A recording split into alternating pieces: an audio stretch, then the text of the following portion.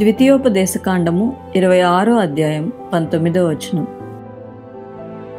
సమస్త జనముల కంటే నీకు కీర్తి, ఘనత, పేరు కలుగునట్లు నిన్ను హెచ్చించెదను. ఆమెన్.